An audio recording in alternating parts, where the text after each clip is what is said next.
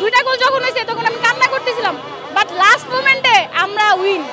মানে আমি বারবার বলতেছি টাইম যায় না কেন, টাইম যায় না কেন, অনেক বেশি এক্সাইটমেন্ট কাজ করতেছে, কারণ মনে হয়েছে ওয়ার্ল্ড কাপ জিতে গেছি। আজকের যে খেলা ভাই বলতেই হইব, কেপে বার্দের গোলকিপার সেরা, সেরা এক নাম্বার সেরা। না না না, আর কালো জাদুতে কাজ হয় না, আমরা আর্জেন্টিনা জিততে গেছি।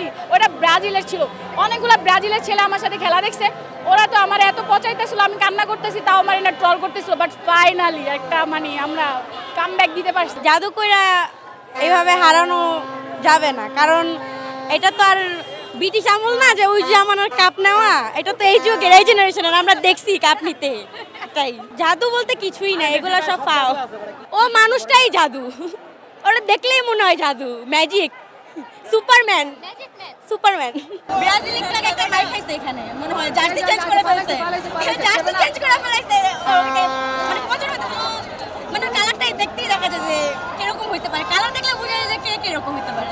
তারা এসে দেখতেছে না খেলতে পারে কি না, খেলতে না পারলে কি মাঠে এভাবেই দৌড়াইতেছে, ওরা তো ইচ্ছা মাঠে এমনি দৌড়ায়, একটু টুকা লাগলেও পড়ে যায় ব্রাজিলের সাপোর্টাররা। মেসির পায়ের জাদু বেশি, তান্ত্রিক তো কিছুই না, ভুয়া।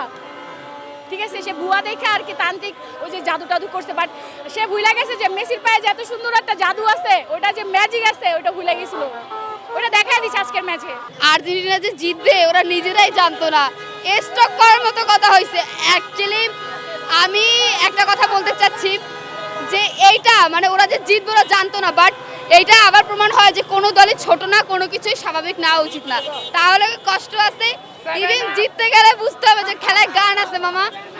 এরকম ভালো খেলা, এরকম হাড্ডাহাড্ডি খেলা আমি জীবনে দেখি নাই।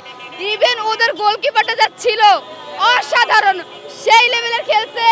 ইভেন ওরা নিজেরাই কনফিউশনে ছিল যে আসলে জিতবো কিনা।